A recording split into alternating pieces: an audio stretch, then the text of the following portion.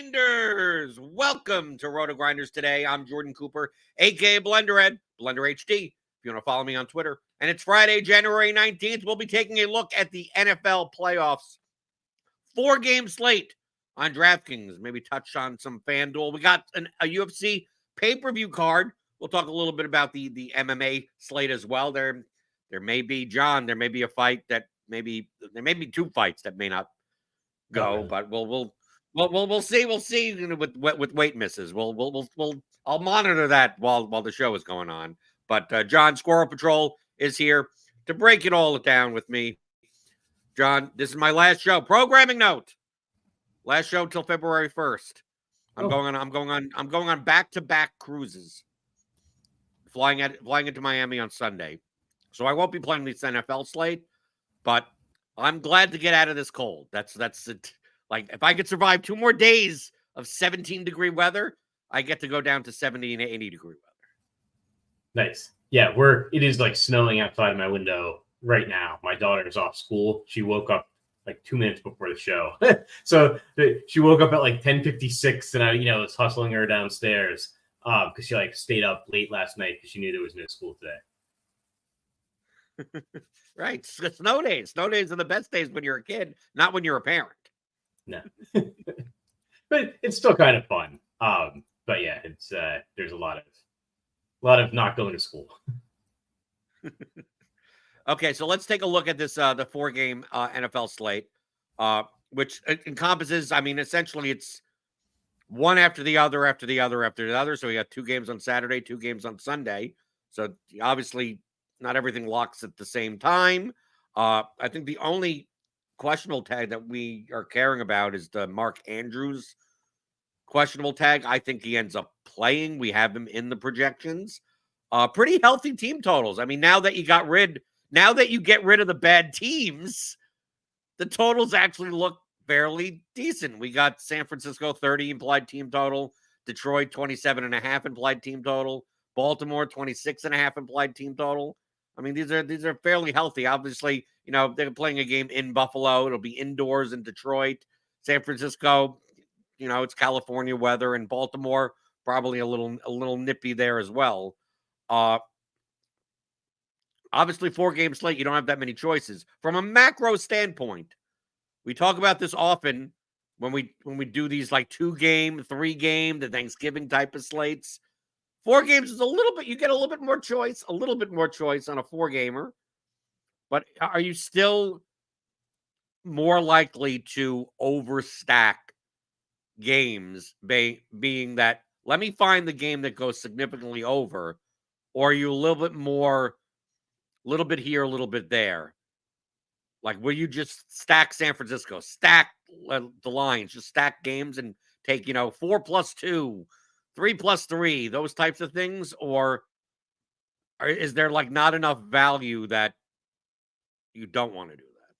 No, I think there's actually pretty good value. The pricing seems pretty soft. I don't know if this is an intentional thing that FanDuel and DraftKings do to, during the playoffs, and sometimes seems like Thanksgiving slates, Christmas slates, or whatever.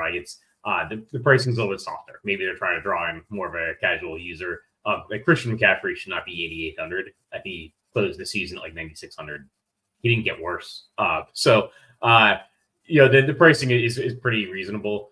And there are still some pretty good value wide receivers. So you can kind of do what you want this week. And I would still lean towards overstacking games. I think that worked out last week. I think if you overstacked the Dallas Green Bay game, it wasn't necessarily a game that I would have thought, but I did. I think it helped me last week that in my games that had Dak Prescott, I had a ton of Jake Ferguson, Michael Gallup, and Aaron Jones, Romeo Dobbs, and so I think overstacking the games is still a good way to go. Although with this slate, I don't know that I would necessarily force in a bunch of run backs. If you're stacking San Francisco, maybe you just want to stack San Francisco. If you're stacking Baltimore, maybe you just want to stack Baltimore. Well, I see that from our projections, and like I said, I'm going to be flying into Miami on Sunday, so I'm not playing this slate. I'll play the MMA slate tomorrow, but not the NFL slate.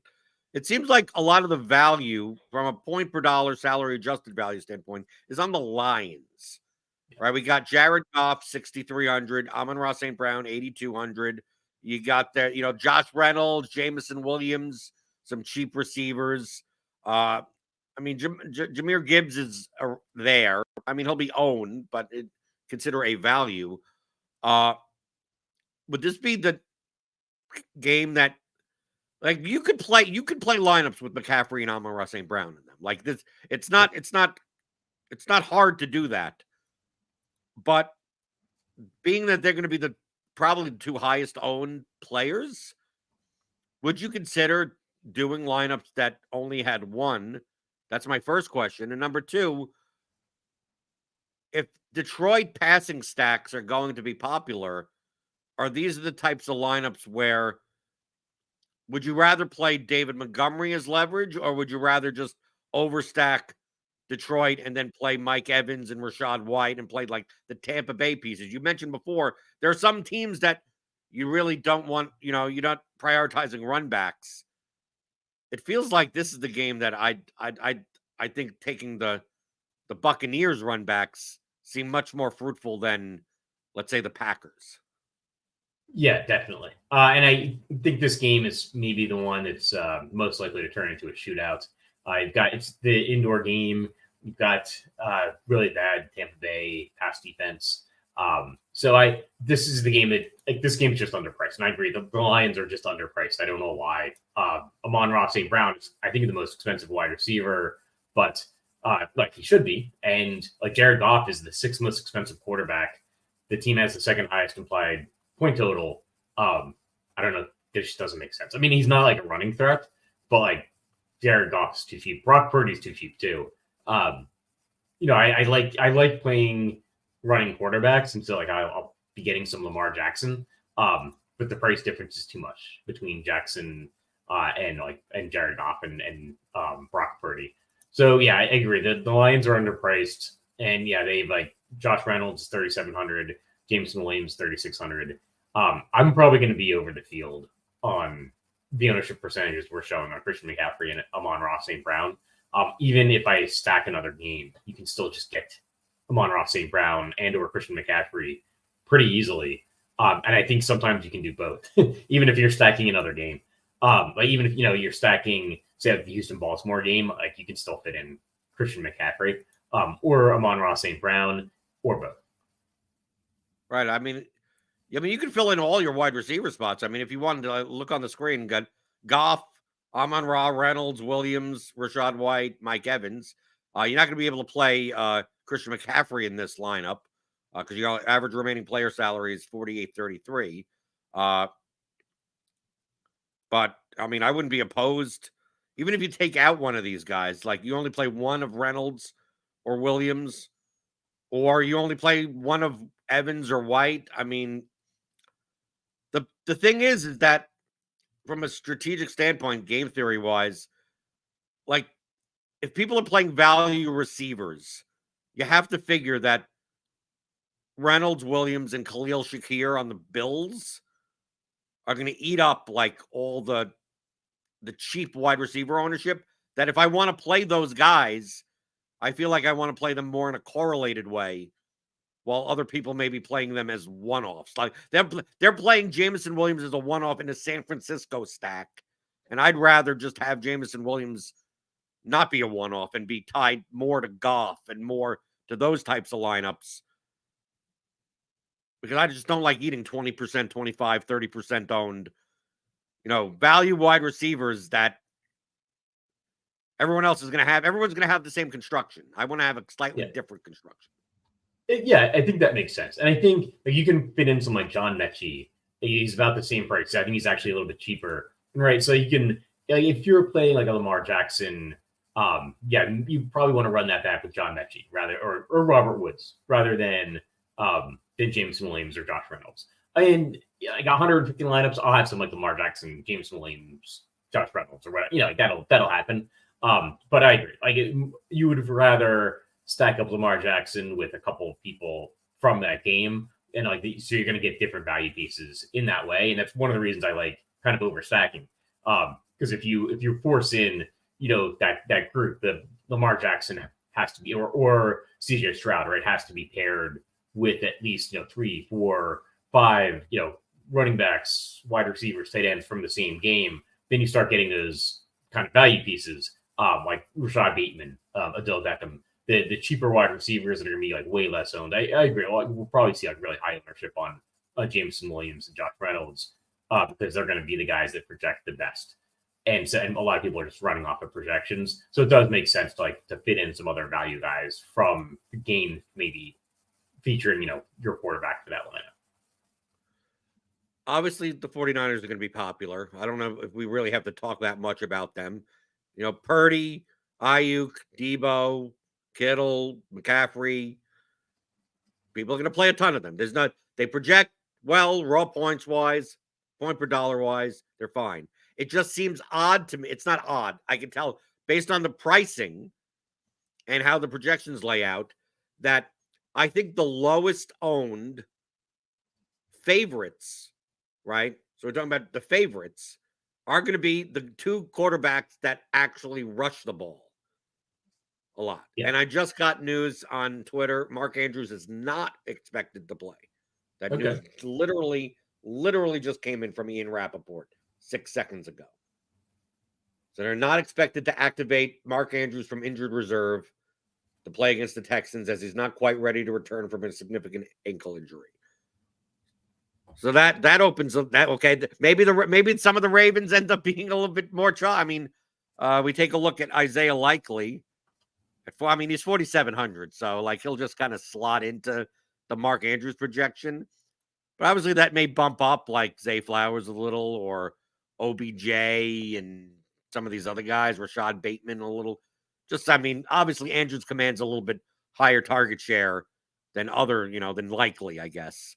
But going back to what I was saying, it just seems like Lamar Jackson, the two expensive quarterbacks on the slate, are the two quarterbacks that have actual shots at like 50 to 100 yards rushing and rushing touchdowns.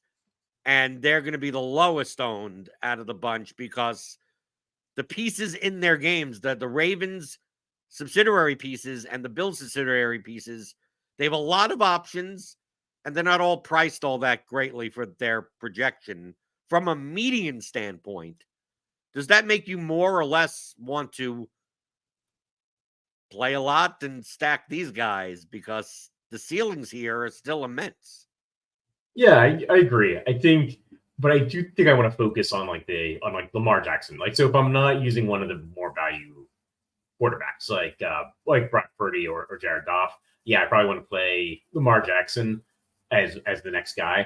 And it's because I want to be over the field on Lamar Jackson in tournaments because he does have that upside. It's just if he doesn't get the rushing yards, let's say it's a Gus Edwards game, then he can put up a pretty bad score, and he's the most expensive.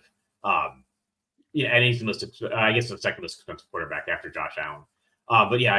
Out of the more expensive guys, I think Lamar Jackson's the guy that I want to target because of that rushing upside. So who are you looking to pair him with? Is it going to be? You have I see in your expert survey, your expert plays. Make that bull case on Odell Beckham Jr. because I was kind of I was looking through before the show. It's like, oh, okay, because I was looking at Lamar Jackson, but I was thinking of doing the Flowers Likely combination. Flowers, obviously Andrews isn't playing anymore. Doing that combination. Yeah.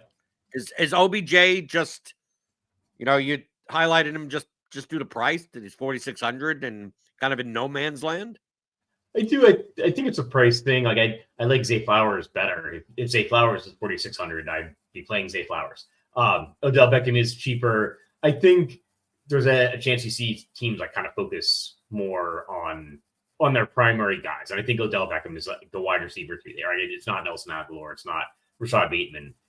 And we saw in later weeks of the season, you see, guys like Tyron Wallace and Aguilar, and they had another guy that we're playing these wide receivers and the Ravens. It's not that time anymore. It's time where teams are going to focus on their their guys. I think Odell Beckham was coming back from an injury, this season. And I think so at the beginning of the season, maybe they're not like really, trying to force him into the snaps a lot more than he's ready for. He kind of hit stride around the middle of the season or middle towards later end of the season. And then they start cutting back a little bit more, right? As it's getting to like week 16, 17 kind of nonsense. But I think it's a play. So I think they're ready to run him out there. I think he's their second best wide receiver. So he's a guy that I would, you compare Lamar Jackson with Odell Beckham and you're saving some money. And you can also, now you can also pair him with Isaiah Likely. So I think that's a good option as well. So you'd rather do Lamar OBJ Likely than Lamar OBJ Flowers?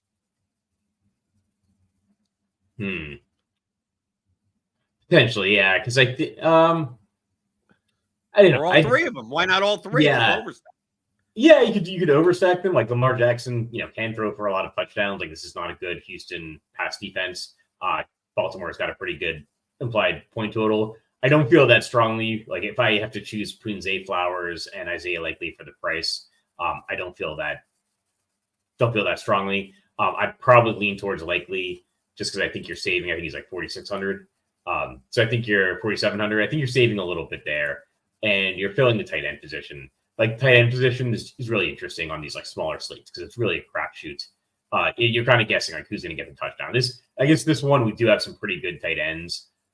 We have Kittle and Kelsey, and the Baltimore tight ends, Dalton Schultz. But I think if your quarterback is throwing a touchdown or two to the tight end, like that's elevating that position a lot, and it's elevating your quarterback as well, as we kind of saw with like Dak Prescott and Jake Ferguson last weekend. If you were to run it back with Texans players, based on your extra play tag on Lineup HQ, seems like you prefer Devin Singletary to Nico Collins. Why is that? I like Collins as well, but Collins is just expensive, and I think the Baltimore rush defense is more susceptible than the Baltimore pass defense. Also, like Singletary is just really well priced. Like I think a lot of decisions this week are going to come down to like, do you want to play Isaiah Pacheco at 6,400 or Devin Singletary at 5,700? I'd probably rather play Singletary and save the money. Like Singletary has been the primary like workhorse back for the Texans for most of the season now. I mean, it's kind of started around mid-season, but he's the guy there. He's got at least like 3 receptions, I think, in 4 of the last 5 games. So he's catching passes as well. And at 5,700, I guess that's taking you 700 off of Isaiah Pacheco. Like I don't mind Pacheco. I'll be playing like a good amount of Pacheco in my 150 set. But like if I had to choose between the two, I'm probably playing Devin Singletary. And I think like if Lamar Jackson's having a great game, then Houston's got to pass a little bit more. Maybe Devin Singletary's getting some more, a couple more receptions. That maybe elevates him. And at 5,700, like I think he's one of the cheaper starting running back. I think he is the cheapest starting running back. I don't know why. He's the cheapest. So I like Devin Singletary as the run back for Lamar Jackson. But like if I can get to some Nico Collins, I will. Like he's a guy, like the Baltimore pass defense is not an easy defense to face, but like Nico Collins can get there in one play and suddenly like turn this slate on its head. So I nothing against Nico Collins. With your focus towards that Ravens game, it seems like you're less inclined to play this Buffalo KC game. And even though KC is the underdog, they're actually going to be the higher owned team on the slate, likely. I mean, because Mahomes is 6,800. That's the lowest we've ever seen him. Kelsey's 6K. Pacheco is going to be popular at 6,400. Rashee Rice is going to be popular at 6,800. I mean, I say that Mahomes and Kelsey are the cheapest they've been. But maybe that's the price they should be. I mean, like maybe the way that it's going, they're going to be facing Buffalo's defense in Buffalo. I mean, the Bills' prices aren't the Bills. The Bills are overpriced, right? Diggs has not lived up to his price tag. I mean, he's 7K. Maybe he shouldn't be 8K like he's been. Feels like this game is filled of all these people that used to have higher prices. Now it looks if it looks like they're cheap, but maybe maybe they should be. And Yeah. why rush into playing like KC stacks on the road in the cold in Buffalo? Yeah, exactly. I'm trying to see what we've got. Mahomes. Yeah, we've got Mahomes projected for like 20.3 DraftKings points. He's gone over 21 DraftKings points exactly 0 times in his last 10 games. So, yeah, he should be cheaper. And the offense is not the offense of the past. I mean, they're still winning games, but this is not like the explosive Kansas City offense of like Tyreek Hill. So I think Mahomes is a quarterback like I'm just frankly not that interested in. I'll probably be under the field at 15%. I'll use him in my 150 set. I'll stack him with some Travis Kelce and hope they can relive the glory days. I think you can capture a good amount of this offense with Isaiah Pacheco and or Rashee Rice. So those are the guys, yeah, like you said, they're popular, but I won't look to be under the field on them. I will probably end up under the field on Patrick Mahomes. How about the Buffalo side? I mean, how many people are playing like James Cook, Diggs, Shakir, Kincaid? I mean, any of these types of guys. Josh Allen at 8K. Yeah. I mean, how much is your interest in playing an Allen, Diggs, Shakir, or Kincaid? Like, they don't rate out very well from a median projection standpoint. It seems like you're not thrilled about you'd much rather play Lamar Jackson. Yeah, I'd rather play Lamar Jackson. It's just a higher scoring game. I mean, Josh Allen had a great game last week, but a lot of that came on one run. It was like something 70-yard run. It was a 52-yard touchdown run, I believe. Yeah, so that's why I like playing rushing quarterbacks, because that's what 11 points. Like it's 11 DraftKings points. Like, what kind of touchdown pass is that? Because the touchdown passes are 4. That would be a 7. That would be like a. Yeah, it would have to be something more like a 180-yard touchdown pass. Yeah, exactly. So that's why you play rushing quarterbacks. I just don't know if this is the game. I don't know if Josh Allen can do that again. For the price, I'd rather play Lamar Jackson. I just think the offense is more dynamic. I think Lamar Jackson probably has more ways of getting there. So probably going to end up playing Lamar Jackson over Josh Allen. That's kind of reflected in the implied point totals. I prefer Josh Allen even at 8,000 to Mahomes at 6,800. I think Josh Allen's a little bit too overpriced. Like if I'm spending up, I'd rather spend up for Lamar Jackson. Will you have a hit in the nuts article for this 4-game slate? Yeah. So that'll be. I gotta start that. Got to start that soon. That'll probably be out, this afternoon or tonight. So yeah, just a regular hit in the nuts. Right, and that's for premium members. So if you want to join RotoGrinders Premium, you get all of our projections, our ownership, our premium content, lineup HQ, the lineup builder, Sim Labs, right? You show a little off, Sim Labs is now behind the paywall. You get that. You could run our sims. We also have NBA in beta for Sim Labs. You get that also. You get NBA projections updated every time news comes out. We update. We get everything. You get access to our Discord.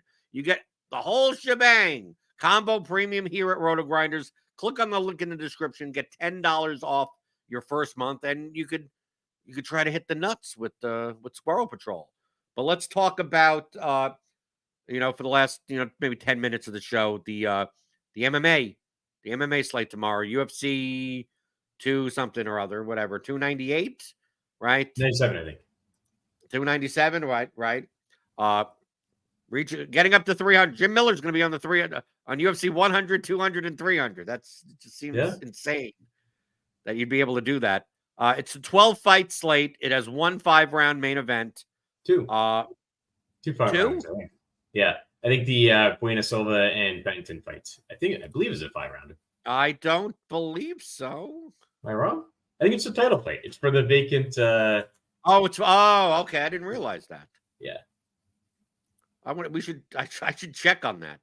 Let's make sure. I was under the impression it was only going to be a 3-round fight. I didn't realize it was a. Yeah, I'm seeing on Typology. That's that it's a 5-round fight. It's for the vacant bantamweight championship. So I think it's got to be a 5-round. Okay. I can't believe they still have a bantamweight title. Who is it? Was this Nunez? Somebody left. Yeah. Yeah. It's So the I one. think It's the one. It's the what's the one. The 145 title. 135. 135 title. I know one of them is vacant. Okay. Well, that changes things. I have to put that on my sheet. The two fights. Three pieces of news. Okay. So Jasmine Jasudavicius and Priscilla Cachoeira. I may be like giving you the news because you may not have seen it. Yeah. They're going to be fighting at 135, not 125. They're fighting at a catch weight. Yeah. Cachoeira couldn't had too much trouble making weight, so they'd agreed. Both camps agreed on a catch weight. They both weighed in at 133 and a half. Okay, so this fight is not going to be at 125. Then we have Malcolm Gordon missed weight by 2.5 pounds, or like 2 pounds or something like that. I'm assuming that fight's going to go on, and Gordon's going to, sacrifice 30% of his purse or something like that. The one that I'm more concerned about is Ramon Tavares against City, or whatever his name is, Saidi. These are newcomers, and it's not a good look when Ramon Tavares misses weight by almost 4 pounds as a UFC newcomer. That would be more of the fight that may not happen, because that's a significant enough weight miss, especially for newcomers, that they'll just say, yeah, good luck in your future endeavors. Get out of here. Yeah, that's an interesting one because I think Saidi's I think they're both Dana White Contender Series alums. I think this is actually a rematch from like one of those fights, and but they might put pressure on Saidi to take the fight because they're both newcomers. And Dana White, I kind of with the Stephen Thompson miss, I think it was, I kind of started putting some pressure on these guys to like accept the fights, even if their opponent misses weight. So there might be some pressure there. But I think last week was the one Manel Kopp and Nicolau I think it was Kopp missed weight, and it was initially agreed to and then like canceled later in the day. So yeah, we have to see what happens with this one. I think the big news is it's a Canadian card, and I feel like last Canadian card, every single Canadian won. Right. If they're Canadian, just take them, right? Yeah. And I think some of that is like they're trying to put the better Canadian fighters on this card, right? And they want to give them, they want to give the home crowd something to cheer for. And it seems like sketchier in UFC because it comes down to its, judges' scorecards. I mean, there's a home field advantage in every sport, right? Like why does the NBA team, why do NBA teams have like a home field advantage? The crowd affects referees and umpires and all the time. So, and I think it impacts judges' scorecards, right? Like when you've got the home crowd behind a guy and he punches and everybody goes, ooh, then it seems like a much more impactful strike, right? But I think probably a little bit of an edge to the Canadian fighters who are generally the better, more experienced or better skilled fighters in their matches anyway on this card. But yeah, something to be aware of. I'm not doing a takedowns article for this one, so not doing the UFC content until at least the written content until football is probably over. But yeah, I think it's an interesting one. There's some high scoring fighters on this card as well, and so that's something to be aware of as well. Like I think I said last week, we can't always predict how well a fighter is going to score. But sometimes they do. Like sometimes they do have styles that score well for DraftKings scoring. So I think that's something to be aware of as well. Like I think Evlov, pretty high scorer generally. Like gets a lot of takedowns. Jillian Robertson can be pretty high scoring. She's one of the female fighters. Jasudavicius is also with takedowns. Well. We have a lot of female fighters that actually have takedown upside. Yeah. Rather than male fighters with the takedown upside, and then also. The dynamic on this slate, I mean, obviously, I didn't realize that it was the vacant bantamweight title fight. So that $8,600, $7,600 fight is going to be a 5-rounder. But the Strickland Duplessis fight is the $8,200, $8,000 fight, and Strickland is Strickland volume puncher, Dricus Duplessis. I mean, this fight is expected to be action at $8,200, $8,000, and 5 rounds to work with. It's going to be the most popular fight on the slate. I mean, we have it projected to be like 85% owned in total. At this price, it's hard for me to say like It's hard for me to build any lineup that doesn't include at least one of these fighters because it's very high. It's much highly likely we'll have our sim percentages up, and that's for premium members. I would have to suspect that the optimal rates of Strickland and Duplessis are going to top the model because just solely due to their price. Now, it's not going to be one highly over the other. Like I could see Duplessis being slightly more optimal because he's $200 cheaper, but I can see that our sims may even say that this fight is optimal like 94% of the time. You probably should be playing one of these guys. Yeah, I'm really interested to see the sim results as well. Actually, you brought that up, but this is probably the fight where I'm most interested to see what the results of our sims say, because it's high paced, like high scoring 5 rounds in the middle of the price range. Like, I don't know how you get away from this fight. And Duplessis is like his odds have been rising throughout the week, so it's really a pick'em fight now. But Duplessis is $200 cheaper. I'm interested to see if the line flips a little bit because it's about even money on some books now. I think Duplessis is even favored on like a book or two if you look at like some of the odd aggregating sites. So yeah, this is going to be an interesting one. I think last week and in previous weeks I've said sometimes the main event can be overowned because sometimes it just ends in the second round or the third round. It's just another fight. And sometimes it can be high scoring in those cases. Sometimes not though. This one, I have a hard time seeing this one not get there because both guys score really well and they have the 5 rounds. So like there's a good chance, even if it does end in the third round, that it's still a high scoring fight. And if it goes into the 5th round, it could be like bananas on either side. So this is going to be an interesting one. But yeah, the female fight being a 5 rounder adds an interesting dynamic because it's not impossible that the other 5 round fight scores better than you would think. And so do you try to play both 5 rounders? I don't know. That's an interesting. Well, I think that I would play at least one. I mean, like, yeah. It's more of the price because Bueno Silva's 8,600 and Pennington 7,600. Like, it's just so much easier at those prices to make the optimal lineup. The key fight on the slate that I want to get your thoughts on, John. Malcolm Gordon, Jimmy Flick. It's 8,300, 7,900. These prices came out like last week, and all the money has come in on Malcolm Gordon. So Malcolm Gordon is now up to like a minus 220. I don't know what's going to happen with the weight miss and anything like that, but like just from a line value perspective, remember DraftKings prices these fighters not based on like historical scoring, but just based on win odds. So you're going to get like, Jasmine Jasudavicius is 9,500 because she's minus 370. Malat's minus 350. But of course, Malat is minus 225 inside the distance, right? At 93.9. I think he's going to be very popular. He's obviously Canadian.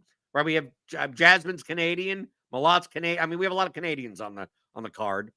But Malcolm Gordon, I mean, he may be 50% owned just because if they reprice the fights now, he would be the $9,000 fight. He wouldn't be the $8,300 fighter. He's minus 150 inside the distance also. But if you've played MMA DFS for a long enough time, Malcolm Gordon's not the type of fighter that you feel comfortable with saying, oh, he's a minus 220 favorite with minus 150 inside the distance. We've seen Malcolm Gordon essentially shit the bed plenty of times. Are you more likely? Because at 8,300 at minus 150 inside the distance, I mean, it's hard to not click on that also because those metrics you just don't see for that price anywhere else, and then allows you to pretty much do whatever the hell you want. But then you have Jimmy Flick there, who obviously is an anti-line value choice at plus 185 at 7,900, plus 285 inside. This fight most likely doesn't go 3 rounds. If Jimmy Flick's going to be like 10% owned because Malcolm Gordon is so highly owned, why not play that as leverage? I only mention this because if I'm gonna be playing lineups where it's like, okay, I'm gonna pick one of Sean Strickland or Duplessis, I'm gonna pick one of Bueno Silva or Raquel Pennington. I feel like if I have Malcolm Gordon in my lineup, it's like I'm removing all the especially in large field contests. Like there's only 3 more fighters I can put in my lineup. How many combinations exist like that? And I've just locked in like the chalkiest 3-person combination that I can in my lineup. That I got to sacrifice one of these things, and I'm not sure if it's one of the 5-round fights or Malcolm Gordon. Yeah, I think it's going to be Malcolm Gordon. So I'd much rather go to either of the Duplessis or Strickland. Right now, I think we're showing Malcolm Gordon out projecting both Strickland and Duplessis and being owned at a higher rate than them. I'm not sure I'd buy that. Like I would rather take either one of the the men's 5-round fighters over Malcolm Gordon. How about Bueno Silva and Pennington? How about the women's 5-round fighters? Yeah, I'd probably. I think I'm gonna. I don't know if Malcolm Gordon's going to be more than 50% owned, which is what we're seeing. And that is because of like the win equity. I'd be under the field on that. And like I like Malcolm Gordon in this fight. He's the Canadian fighter. Jimmy Flick. They're both lost. I think they're both on like at least 2 fight losing streaks. Malcolm Gordon has lost to better guys in his career than Jimmy Flick. So I'd probably rather go with Malcolm Gordon. He does have like a pretty good inside the distance line. But you've got to make like some choices. I'd much rather go with like the inherent advantage of the 5 rounds, the 5-round possibility, rather than counting on Malcolm Gordon to get an early finish. On the high end, these 9K fighters. I mean, you got Malott. I think Malott is going to be the most popular one, and rightfully so. Minus 225 inside the distance. He has no wrestling upside. I mean, he's essentially a power puncher. He's facing Neil Magny, who is past his prime, and most likely gets knocked out here. But you got Jasuna Vicious and Robertson, who are both grapplers. And we see this time and time again that 9K female fighters typically, people don't like people don't like the women's MMA fights because there are on average, less stoppages. But we also see that a lot of times, when one pitter patter, how did this woman land 320 strikes and they break the slate at 143 points, even in a 3-round decision victory? Is this the place to get there? Is this the place where, okay, we'll pick one of Strickland or Duplessis, you pick one of Bueno Silva or Pennington, and then you just just don't play. If you're going to choose, don't play Malott, don't play Gordon, and then play one of the female 9K fighters, and then I think you could play whoever you want at that point. I think that combination would be much less owned in combination. Yeah, I think so. I like Mike Malott as a fighter. It's fun watching him fight in Canada. I might end up being under the field because I think what you said is actually key there. That he's not really a high volume striker. So he's gotten some early finishes and that's put up some big scores. But if he's not getting that early finish, he might not score that well. He's not a guy that's going to be putting up 200 significant strikes. He's got grappling upside. So I think his last 2 wins have been by submission. But it's more of a takedown and he grapples and gets the submission than standing on top of the guy, punching him in the face 200 times. And that's what we want. We want the punches in the punching him in the face, the ground pound, right? Actually, I can see Malott actually busting, especially at this price tag. He's the second most expensive fighter on the card. It is possible that he gets a win. He's very likely to get the win, but it might not be the high scoring win you need at 9,300. So I think maybe going into the mid range more, being over the field in the mid range is probably the way to play this card. Okay. But you're not going to have a takedown article for this. No, I don't think so. But we do have an expert survey. We have Liam picks fights. He breaks it down. You'll be on MMA Crunch Time tomorrow, though, right? We'll be on MMA Crunch Time tomorrow. I think we're going to do it a little bit earlier. I think we're going to do it before the football games. So I think we're going to have it at 3, and then on Grinders Live tonight for NBA. Actually, right? We got NBA action tonight. We got all the projections, all the props and pick 'em for NBA, for NHL, for everything. We got statistical projections for everything. So even if you're not playing DFS, I use our projections here at RotoGrinders for all my props and pick'em action. So check that out. Check out all the shows that we have here on the channel. Hit that thumbs up button on your way out the door. Hit the subscribe button if you're new here. Hit the notification bell to know when we go live. Remember, programming note. You won't see a thumbnail with my face on it until February 1st, okay? I'm not dead. I haven't been fired from RotoGrinders. John, I'm going to get these. I say this. I do this all week anytime I go on vacation. And I'm only doing it because if I don't, in the past, I've gotten like 10 messages, 12 messages, 15 messages. After 2 or 3 days, they're like, are you dead? Are you fired? Right? Did you go broke? Did you quit DFS? Are you never doing a show again? Right? And even mentioning this every day for a week, I'm just going to minimize. I'm just going to cut that in half because I'm still going to get like 5 or 6 messages. That's like, oh, I watch your show every day. Are you done with it? Like, well, obviously you haven't watched it the past week because I've said 1,000,000 times. I'm not dead. I'm on vacation. Should be a nice cruise. It'll be nice to get into the warm weather. But good to know that you still alive, not fired. Okay. Well, maybe that's what happens when I'm gone. Maybe I come back and I'm dead. I'm both dead and fired and broke and all at the same time. Maybe that ends up happening. Okay. Hopefully not. I'm on one of those cruise ships that you're going to see on the news. It's going to be whatever that's stuck. It's sinking or everyone has a disease or something. They won't let it into the country. Who knows? Maybe I'm one of those people. I come back a leper, and it's like we can't have any lepers on RotoGrinders. You're out of here. Get out of here. Shows a great advertisement for the cruise industry. Yes, I'm still going on it, so who cares? Yeah. Right? Okay. So hit that thumbs up button. I will see you back on February 1st, right?